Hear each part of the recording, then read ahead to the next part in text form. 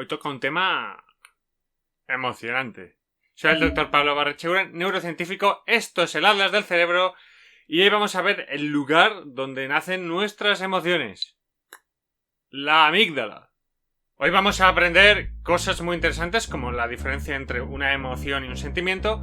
Pero antes, dos cosas muy clave de neuroanatomía. La primera es que la amígdala, cuando hablamos en relación al cerebro, no tiene nada que ver con esas amígdalas que están ahí por el fondo de la garganta, ¿no? y que a veces te estirpan. Nada que ver, son cosas distintas. Y en segundo lugar, que aunque se hace referencia a la amígdala, en singular, en verdad son dos estructuras. Una en cada uno de los hemisferios cerebrales. ¿De acuerdo? O sea que hay una amígdala derecha y una amígdala izquierda. Y ambas estructuras se encuentran en las profundidades del lóbulo temporal. El lóbulo temporal sería la base del cerebro, está por la parte de abajo. Y pues hay unas circunvoluciones, unos pliegues que se meten para adentro. Entonces, ahí, en cada uno de los lados, estaría cada una de las amígdalas. Aunque por nomenclatura, en general se hace referencia a ellas en singular. Por eso voy a hablar todo el rato diciendo la amígdala.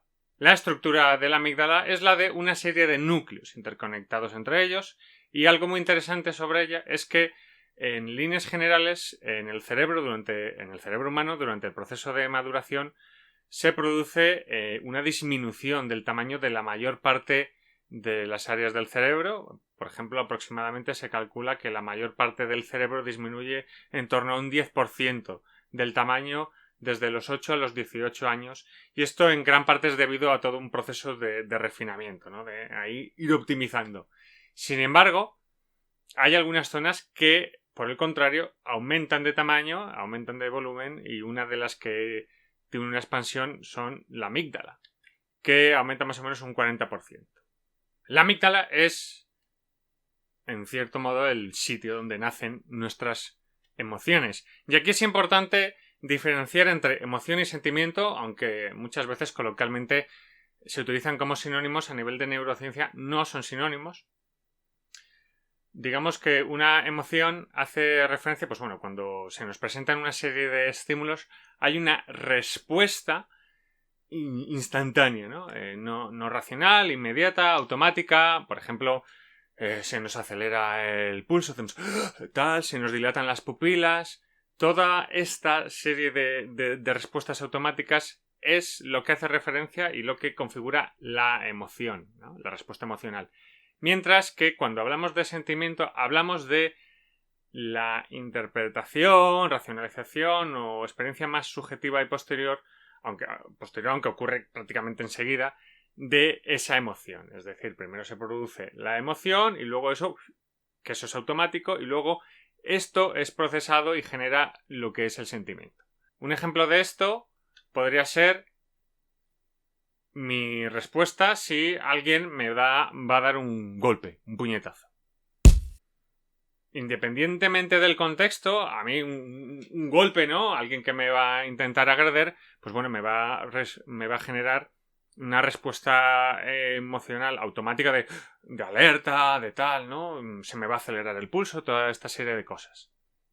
Sin embargo, hay una cosa interesante. Por ejemplo, en mi caso personal, yo soy un practicante de artes marciales. Yo soy karateka, y entonces no es lo mismo, mi sentimiento no es el mismo si ese ataque se produce en un dojo donde estoy entrenando, o de repente estoy yo por la calle tranquilo y es alguien desconocido.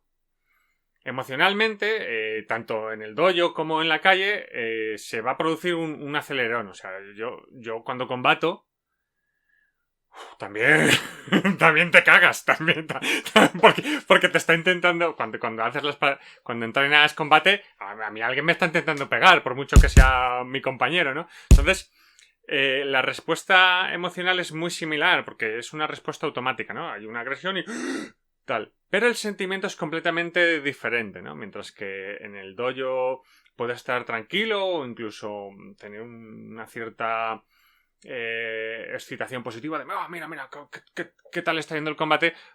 en el otro contexto, pues lo más normal es que me asuste, me alerte mucho y sea una experiencia completamente diferente, ¿no? El sentimiento va a ser diferente.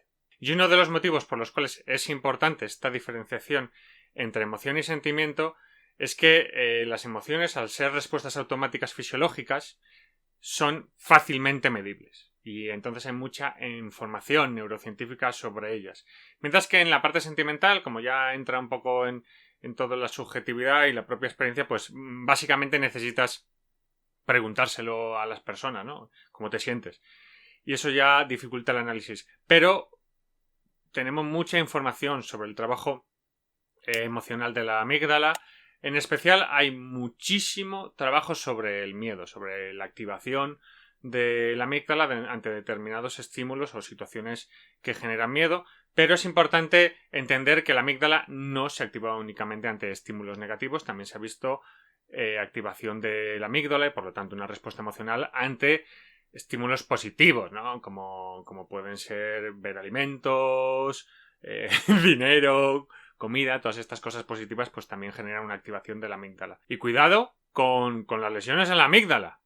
Por ejemplo, están muy estudiados los casos clínicos de personas con determinados tipos de daños en esta zona cerebral que fallan en reconocer las expresiones faciales de miedo en otras personas y tampoco se produce en ellos una respuesta automática de miedo en contextos pues, que se debería producir este tipo de respuesta. Es decir, que hay gente pues, que por lesiones neurológicas puede llegar a no tener miedo, hablando en plata. Lo cual es un problema. Lo cual no es tan bueno como podría parecer.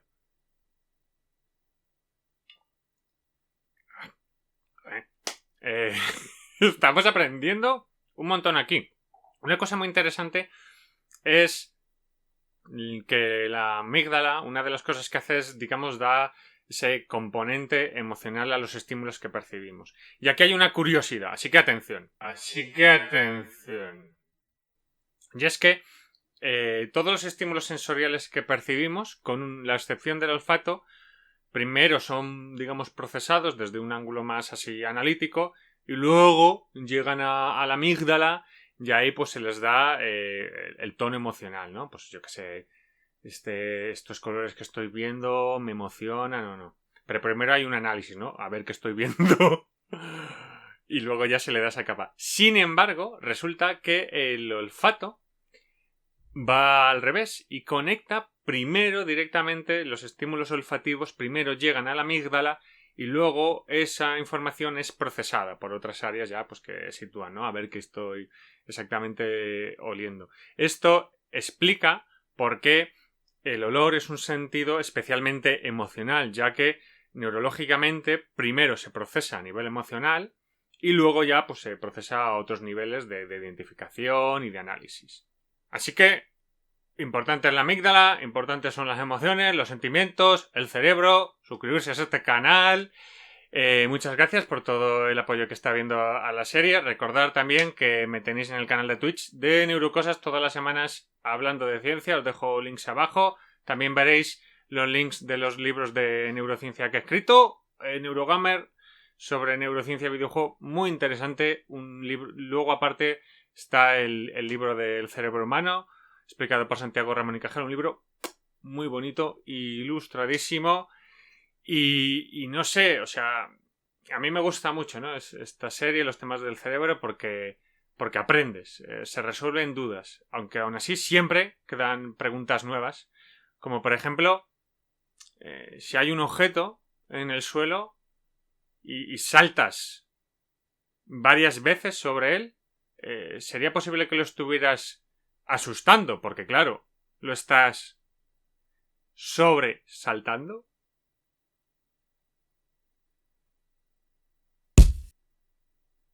Este es bueno. Dale a like.